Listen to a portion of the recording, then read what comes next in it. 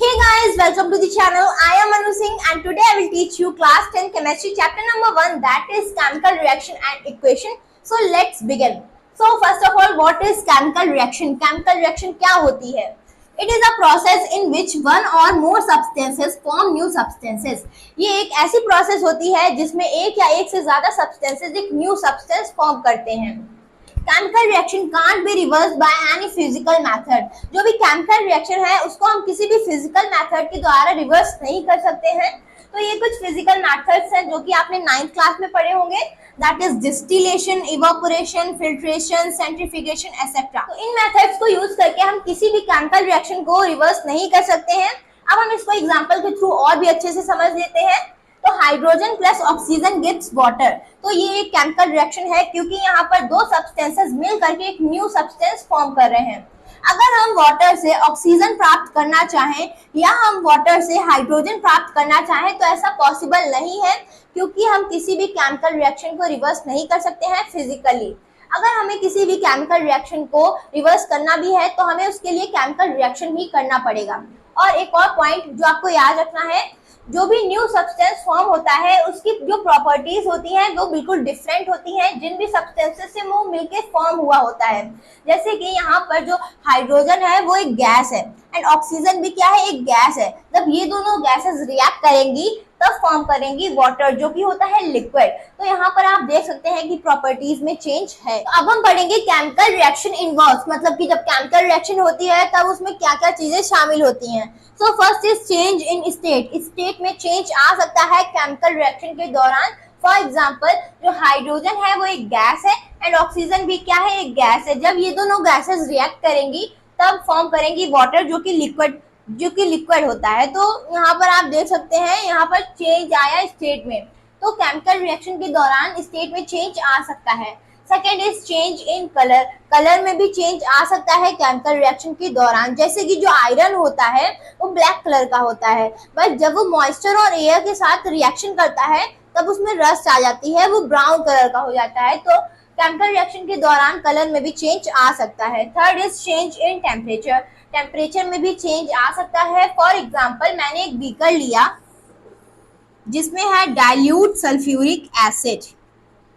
इस dilute sulphuric acid में जब हम कुछ जिंक के ग्रैन्यूल्स ऐड करेंगे तब यहाँ पर रिएक्शन होगी एंड जब ये रिएक्शन होगी तब हम इस बीकर को छुएंगे तो इसका टेम्परेचर हाई हो जाएगा. तो केमिकल रिएक्शन होने के दौरान टेम्परेचर में भी चेंज आ सकता है. Evolution of gas. Chemical reaction होने के दौरान गैस भी निकल सकती है. फॉर एग्जाम्पल जब हमने सल्फ्यूरिक एसिड एंड जिंक का जब हमने रिएक्शन करवाया तब इसके दौरान एक गैस निकलेगी जो कि होगी हाइड्रोजन गैस. तो इन चारों पॉइंट से हम समझ सकते हैं कि केमिकल रिएक्शन हुई है या नहीं हुई है. अब हम कुछ डेली लाइफ एग्जांपल्स देखेंगे केमिकल रिएक्शन के. So first example is digestion of food. मतलब कि जो भी हम खाना खाते हैं उसको डाइजेस्ट करने का जो भी प्रोसेस होता है वो एक केमिकल रिएक्शन है. रेस्पिरेशन, श्वसन प्रक्रिया, तो ये भी एक केमिकल रिएक्शन है. जो भी हम ऑक्सीजन इनहेल करते हैं वो हमारे हर एक सेल्स तक पहुंचती है एंड उसके अंदर केमिकल रिएक्शन होती है एंड वहां से जो कार्बन डाइऑक्साइड है वो बाहर निकल जाती है जो कि हम अपनी बॉडी से एक्सहेल कर देते हैं. तो ये भी एक केमिकल रिएक्शन होती है. Rusting of iron. जब आयरन एयर और मॉइस्चर के साथ रिएक्ट करता है तब उस पर रस्ट हो जाती है. तो ये भी एक केमिकल रिएक्शन है. Formation of curd. दही के बनने का जो भी प्रोसेस होता है वो भी एक केमिकल रिएक्शन होता है. Fermentation of grapes. मतलब कि जब ग्रेप्स कुछ दिन रखे रहते हैं तो वो गलना स्टार्ट हो जाते हैं. तो ये भी एक केमिकल रिएक्शन है. Other examples of chemical reaction. अब हम कुछ अदर एग्जांपल्स देखेंगे केमिकल रिएक्शन के. तो burning of paper. Burning of paper, would, plastic, ये सब क्या है, केमिकल रिएक्शन है. फोटोसिंथेसिस. फोटोसिंथेसिस एक ऐसी प्रोसेस है जिसमें प्लांट्स अपना खाना बनाते हैं इन the presence of sunlight and chlorophyll. तो ये भी क्या है, एक केमिकल रिएक्शन है. Baking cake. जो केक का बनने का प्रोसेस होता है वो भी एक केमिकल रिएक्शन के द्वारा प्रिपेयर किया जाता है. तो ये भी एक केमिकल रिएक्शन है. Acid and base reaction. जो एसिड और बेस का रिएक्शन होता है वो भी एक केमिकल रिएक्शन है. तो हमारा नेक्स्ट कॉन्सेप्ट आता है chemical reactions has two components. Chemical reaction के टू कंपोनेंट्स होते हैं, that is reactants and products. इनको हम एक एक करके समझते हैं. तो सबसे पहले समझेंगे कि रिएक्टेंट्स क्या होते हैं. The substances who take part in chemical reaction are called reactants. जो भी substance chemical reaction में part लेते हैं उनको हम reactants बोलते हैं. And products क्या होते हैं? The substances formed in chemical reaction are called products. जो भी substance chemical reaction में form होते हैं, बनते हैं, उनको हम बोलते हैं products. अब इनको हम example के थ्रू और भी अच्छे से समझ लेते हैं. तो एग्जाम्पल है हमारे पास hydrogen reacts with oxygen and form water. इसको हम ऐसे लिख सकते हैं hydrogen plus oxygen gives water. तो इसमें जो एरो है उसके टेल की तरफ जो भी सब्सटेंसेस हैं वो होंगे रिएक्टेंट्स एंड एरो के हेड की तरफ जो भी सब्सटेंस फॉर्म हो रहा है वो होगा प्रोडक्ट. एंड इसमें यहाँ पर जो हाइड्रोजन एंड ऑक्सीजन है वो केमिकल रिएक्शन में पार्ट ले रहे हैं, इस वजह से ये रिएक्टेंट्स हैं. एंड यहाँ पर जो वाटर है वो फॉर्म हो रहा है तो इस वजह से ये प्रोडक्ट है. एंड दूसरा एग्जांपल है हमारे पास magnesium ribbon burned in air gives us magnesium oxide. जब मैग्नीशियम रिबन को बर्न किया जाएगा एयर में, और एयर में क्या है, ऑक्सीजन गैस प्रेजेंट है जो कि बर्निंग के लिए रिस्पॉन्सिबल गैस होती है, उस वजह से जो मैग्नीशियम रिबन है वो बर्न हो जाएगा एंड हमें मिलेगा मैग्नीशियम ऑक्साइड. तो हम इसको लिख सकते हैं magnesium plus oxygen gives magnesium oxide. इसमें जो एरो है उसके टेल की तरफ लेफ्ट हैंड साइड हमारे रिएक्टेंट्स हैं जो कि है मैग्नीशियम एंड ऑक्सीजन, और ये केमिकल रिएक्शन में पार्ट ले रहे हैं तो ये रिएक्टेंट्स हैं एंड न्यू सब्सटेंस बन रहा है मैग्नीशियम ऑक्साइड. तो ये प्रोडक्ट है एरो के राइट हैंड साइड हेड की तरफ. तो हमारे चैप्टर का नाम है केमिकल रिएक्शन एंड इक्वेशन. तो केमिकल रिएक्शन के बारे में तो हम बहुत कुछ पढ़ चुके हैं, अब हम पढ़ेंगे केमिकल इक्वेशन के बारे में. तो केमिकल इक्वेशन क्या होती है? A chemical reaction represented by chemical equation. जो chemical reaction होती है उसको represent करने के लिए हम chemical equation का use करते हैं. It involves symbols of substances of reactant and products with mention of physical state. मतलब कि chemical equation में जो भी substances होंगे चाहे वो reactant side में हो या product side में हो, हम उसके symbols को लिखेंगे और उनकी physical state को mention करेंगे. For example, hydrogen reacts with oxygen and form water. तो हाइड्रोजन का सिंबल क्या होता है? हाइड्रोजन का सिंबल होता है H. ऑक्सीजन का क्या सिंबल होता है? O. एंड ये दोनों रिएक्ट कर रहे हैं तभी हम इसमें प्लस का साइन लगा देंगे. एंड ये फॉर्म क्या करते हैं? Water, that is H2O.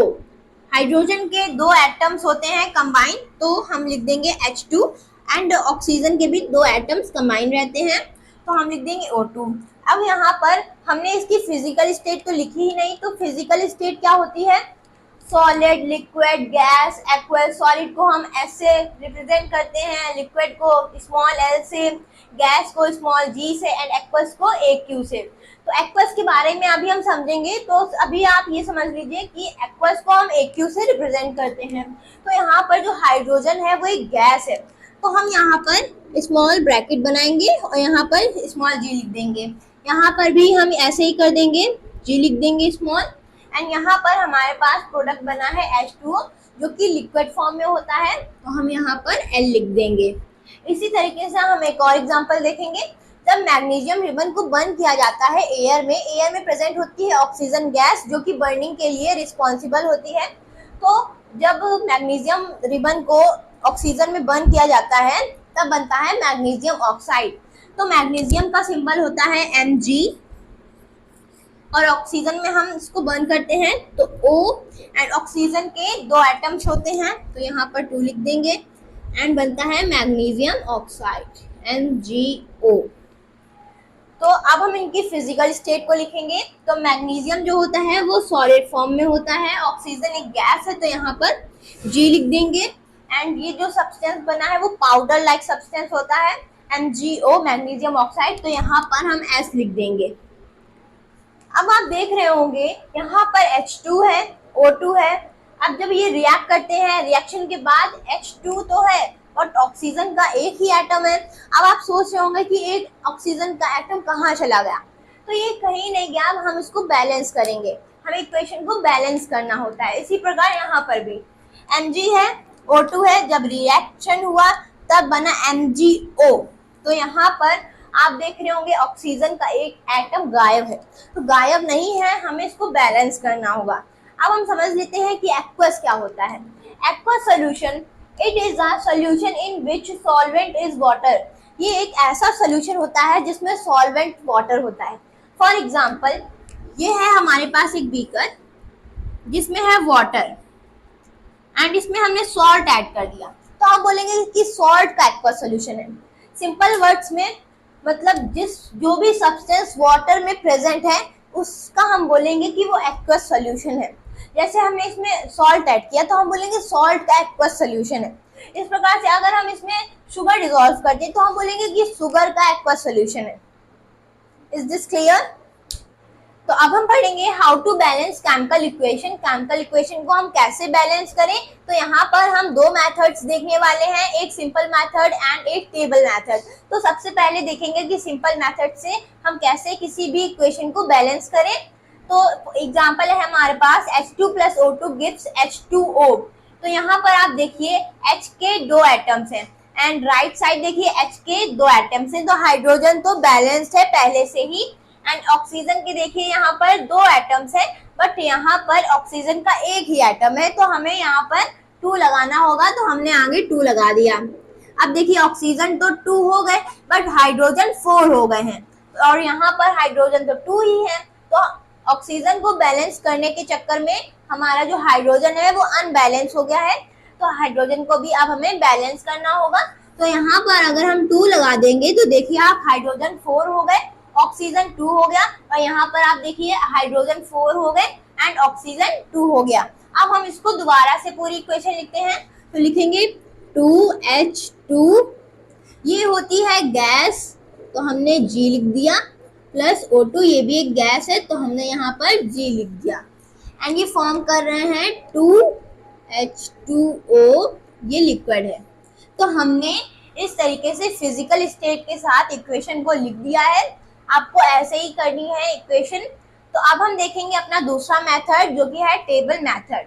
तो सिंपल सी जो इक्वेशन होगी उसको तो हम इस मेथड से कर सकते हैं, बट अगर डिफिकल्ट आ जाती है कभी इक्वेशन तो हमें टेबल मेथड लगाना होगा। तो हमारे पास है Fe, हाइड्रोजन एंड ऑक्सीजन, तो हम लिख देंगे एलिमेंट्स में आयरन है हमारे पास, हाइड्रोजन है एंड ऑक्सीजन है। अब हम देखेंगे number of atoms on left hand side. तो लेफ्ट हैंड साइड हमारे पास आयरन कितने हैं, बस 1 एटम है आयरन का, तो यहाँ पर हम 1 लिख देंगे। एंड अब देखेंगे लेफ्ट हैंड साइड में हाइड्रोजन के कितने एटम है, 2 एटम्स हैं, तो हम यहाँ पर 2 लिख देंगे। एंड ऑक्सीजन के कितने एटम्स हैं, 1 है, तो यहाँ पर हम 1 लिख देंगे। अब हम देखेंगे number of atoms on right hand side. तो आयरन के यहाँ पर 3 एटम्स हैं, तो हम यहाँ पर 3 लिख देंगे। एंड यहाँ पर ऑक्सीजन के हैं 4 एटम्स, तो हमने यहाँ पर ऑक्सीजन के सामने लिख दिया 4, एंड हाइड्रोजन है 2।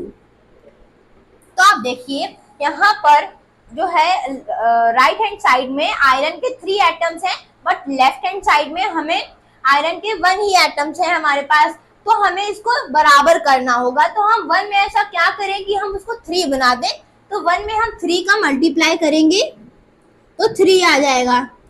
तो अब देखिए हाइड्रोजन तो इक्वल है दोनों तरफ, तो हाइड्रोजन तो पहले से ही बैलेंस है। एंड ऑक्सीजन में क्या है, राइट हैंड साइड 4 एटम्स हैं and left hand side 1 he atom है, तो 1 में हम 4 का मल्टीप्लाई कर देंगे तो हमारे पास आ जाएगा 4। अब हम लिख देंगे number of atoms on LHS। तो हमें LHS में लिखना है आयरन कितना है, 3 हो गया, तो हम यहाँ पर 3 लिख देंगे। एंड ऑक्सीजन को हमें 4 करना है, तो हमने यहाँ पर 4 कर दिया। अब आप देखिए यहाँ पर आयरन 3 है, इस तरफ भी आयरन 3 है, एंड यहाँ पर देखिए आप हाइड्रोजन 8 है, 4 2 जा 8, और यहाँ पर देखिए केवल 2 ही है, तो हमने लेफ्ट साइड में क्या किया, हाइड्रोजन को 4 से मल्टीप्लाई कर दिया, तो हम यहाँ पर 4 से मल्टीप्लाई कर देंगे तो यहाँ पर 8 आ जाएगा, और इस तरफ भी हमें 4 से मल्टीप्लाई करना पड़ेगा तो यहाँ पर 8 आ जाएगा। तो हमें राइट साइड में भी क्या करना पड़ेगा, 4 से मल्टीप्लाई करना पड़ेगा।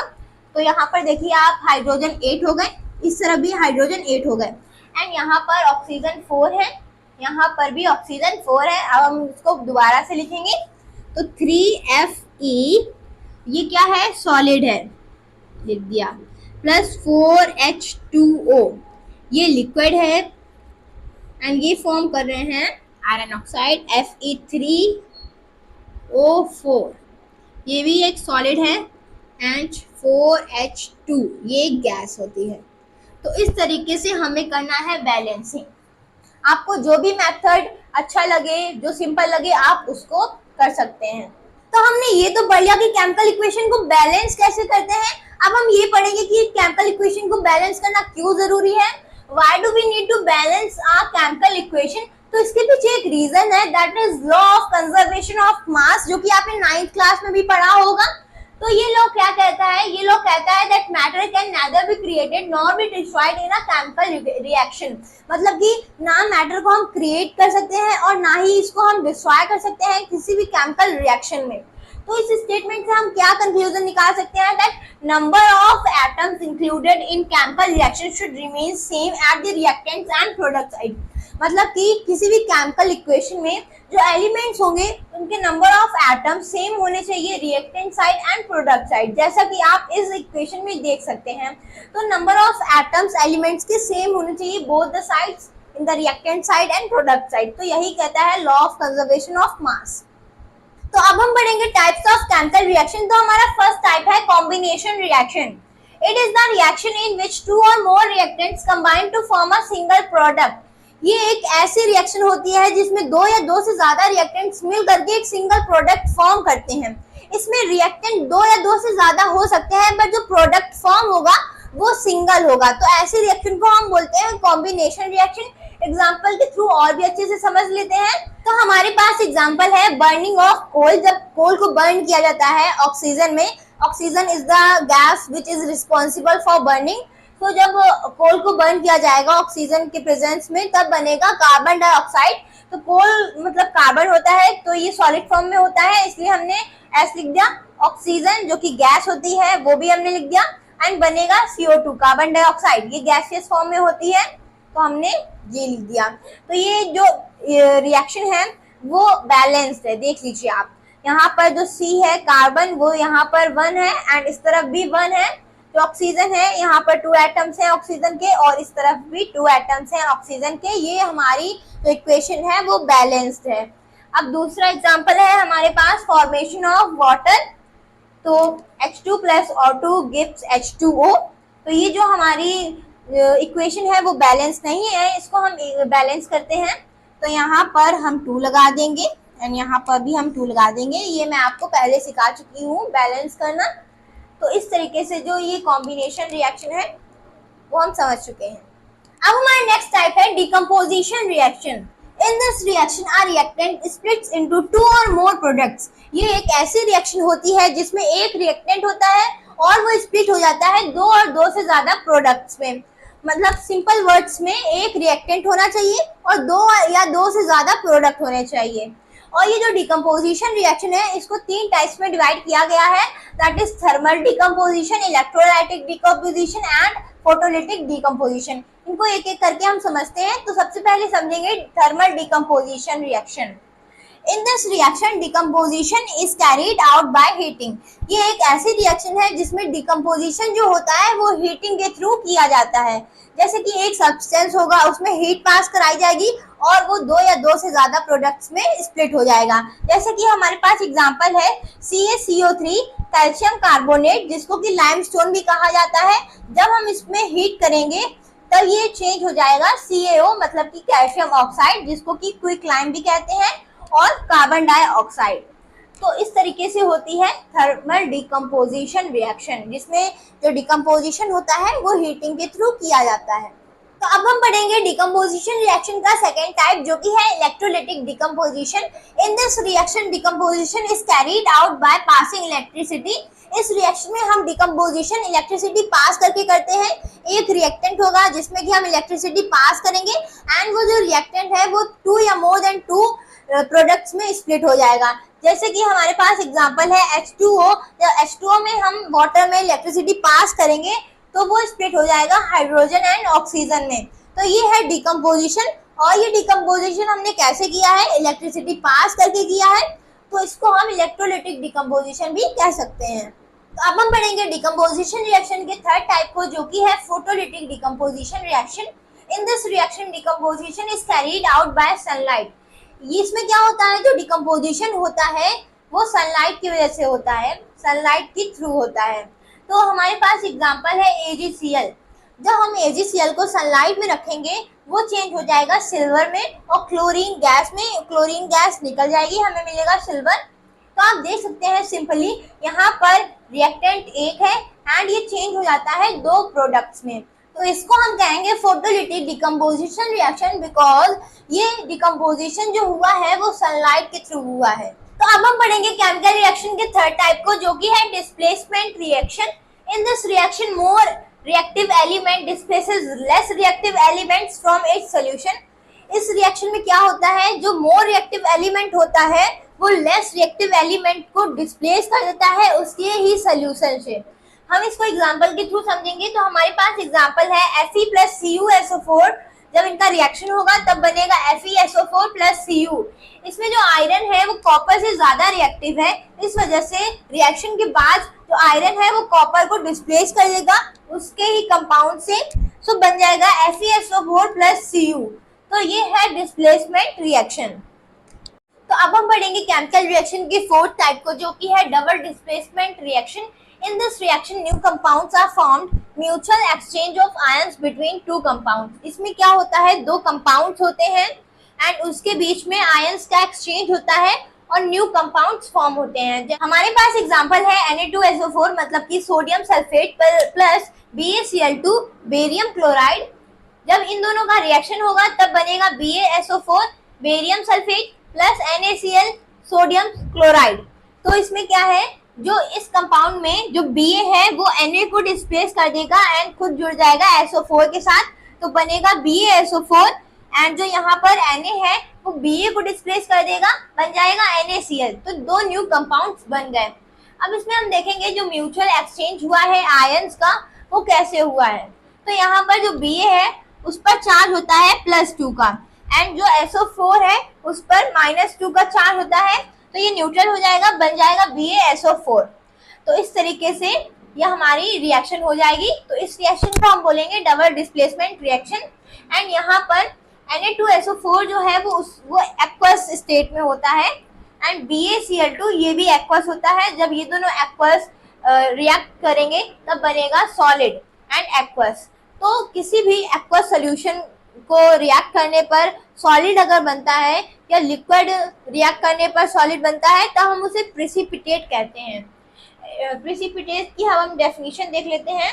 It is a insoluble solid that emerges from a liquid solution. जैसा कि मैंने आपको समझाया, ये सॉलिड फॉर्म करता है इनसॉल्युबल सॉलिड जो कि इमर्ज होता है लिक्विड से। अब हम केमिकल रिएक्शन के फिफ्थ टाइप को पढ़ेंगे, जो कि है ऑक्सीडेशन एंड रिडक्शन। इसको हम एक एक करके समझते हैं। तो सबसे पहले समझेंगे ऑक्सीडेशन क्या है। Addition of oxygen to a substance और removal of hydrogen from a substance is called oxidation.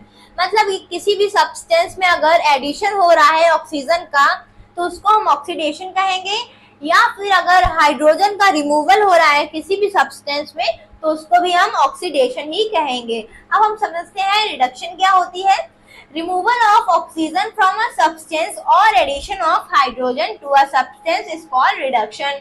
मतलब कि किसी भी सब्सटेंस में अगर ऑक्सीजन का रिमूवल हो रहा है तो हम उसको रिडक्शन कहेंगे, या फिर किसी भी सब्सटेंस में एडिशन हो रहा है हाइड्रोजन का तो उसको भी हम रिडक्शन कहेंगे। ये ऑक्सीडेशन एंड रिडक्शन एक दूसरे के अपोजिट है।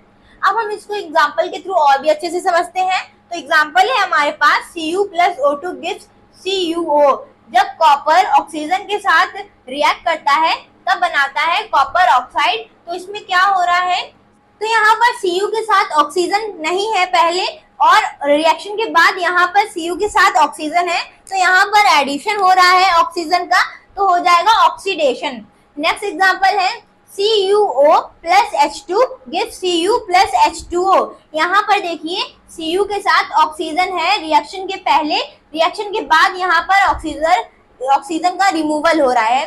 जहाँ पर ऑक्सीजन का रिमूवल होता है तो वो हो जाता है रिडक्शन। तो यहाँ पर रिडक्शन हो रहा है। अब देखिए H2 के साथ पहले O नहीं है, मतलब ऑक्सीजन नहीं है, बट रिएक्शन के बाद ऑक्सीजन है यहाँ पर, तो यहाँ पर ऑक्सीडेशन हो रहा है, एडिशन हो रहा है ऑक्सीजन का। तो यहाँ पर आप देखिए एक ही इक्वेशन में दोनों रिएक्शंस हो रही हैं। तो जहाँ पर दोनों रिएक्शन एक साथ हो तो उसको हम बोलेंगे रिडॉक्स रिएक्शन, या फिर हम उसको बोल सकते हैं ऑक्सीडेशन रिडक्शन रिएक्शन। ये आपको क्लियर हो गया? तो हमने सारे टाइप्स खत्म कर लिए हैं केमिकल रिएक्शन के। सो अब हम पढ़ेंगे effects of oxidation in daily life. हमारी डेली लाइफ में ऑक्सीडेशन के क्या क्या इफेक्ट्स होते हैं? तो पहला पॉइंट है corrosion. When metal exposed to air, moisture, water, acid etcetera, for some times a layer of oxide is formed which weakens the metal, hence metal said to be corrode। मतलब कि जो metal है वो अगर moisture, water और acid और air के contact में कुछ समय तक आ जाए तो उस पर एक लेयर आ जाती है ऑक्साइड की जो कि वीक कर देती है मेटल को। तो इसी को हम बोलते हैं कोरोजन, या हम बोलते हैं कि जो मेटल है वो कोरोड हो गया है। तो इसके हम कुछ एग्जांपल्स देखेंगे। रस्टिंग ऑफ आयरन, मतलब कि लोहे में जंग लगना। तो जब आयरन एयर मॉइस्चर के साथ कांटेक्ट में आता है तब उस पर आयरन ऑक्साइड हो जाती है, मतलब कि ब्राउन लेयर आ जाती है। तो वो जो ब्राउन आयरन ऑक्साइड होती है वो आयरन को वीक कर देती है। Second example is black coating on silver. जब हम सिल्वर को बहुत दिनों तक रखा रहने देते हैं तब उसमें ब्लैक कलर की परत आ जाती है जो कि सिल्वर को वीक कर देती है।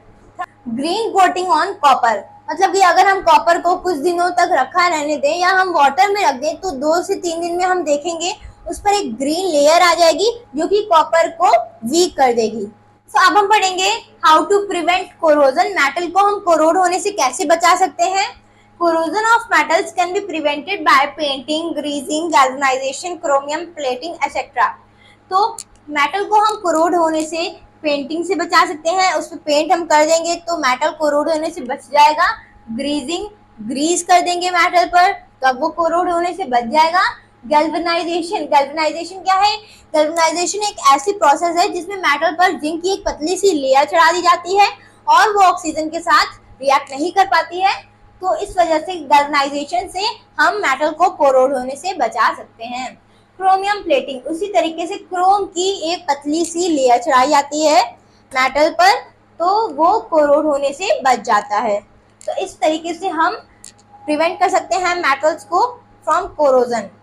तो अब हम पढ़ेंगे कि हम अपने फूड को कैसे प्रिवेंट कर सकते हैं रेंसिडिटी से। तो हमारे पास कुछ पॉइंट्स हैं। तो फर्स्ट पॉइंट है ऐड एंटीऑक्सीडेंट्स टू फूड। हम अपने फूड में एंटीऑक्सीडेंट ऐड करके अपने फूड को प्रिवेंट कर सकते हैं रेंसिडिटी से। Second point is keep food in refrigerator. हम अपने फूड को रेफ्रिजरेटर या फ्रिज में रख के प्रिवेंट कर सकते हैं रेंसिडिटी से। रेफ्रिजरेटर में रखने से हमारा फूड जो है वो काफ़ी टाइम तक सेफ रहता है। And third point is safe store food in air tight containers. हम अपने फूड को ऐसे डब्बे में रखें जिसमें अंदर एयर ना जा पाए तो वो एयर से कांटेक्ट नहीं कर पाएगा, रिएक्शन नहीं हो पाएगा एयर से, तो हमारा फूड सेफ रहेगा। Point is packing food with nitrogen gas. तो आपने देखा होगा जो चिप्स के पैकेट होते हैं उसमें जो चिप्स रहता है वो काफ़ी दिनों तक सेफ रहता है क्योंकि उसमें नाइट्रोजन गैस है। तो नाइट्रोजन गैस की वजह से हमारे जो स्नैक्स होते हैं वो काफ़ी दिनों तक सेफ रहते हैं। तो हम प्रिवेंट कर सकते हैं फूड को packing with nitrogen gas. Nitrogen gas में फूड को पैक करके हम उसको प्रिवेंट कर सकते हैं रेंसिडिटी से। हम पढ़ेंगे केमिकल रिएक्शन को जो कि टेम्परेचर पर मैटर करती है। So first is exothermic reaction. It is a reaction in which heat is released along with the formation of product. ये ऐसी रिएक्शन होती है जिसमें प्रोडक्ट बनने के साथ साथ हीट भी रिलीज होती है। For example burning of coal. जब हम कोल को बर्न करेंगे in the presence of oxygen, oxygen is the responsible gas for burning. तो जब हम बर्न करेंगे तो कार्बन डाइऑक्साइड तो बनेगा ही, उसके साथ साथ हीट भी रिलीज होगी। तो ऐसी रिएक्शन को हम बोलेंगे एक्सोथर्मिक रिएक्शन। नेक्स्ट है endothermic reaction. It is a reaction in which energy required to form product. ये ऐसी रिएक्शन होती है जिसमें हमें एनर्जी की रिक्वायरमेंट होती है प्रोडक्ट बनाने के लिए।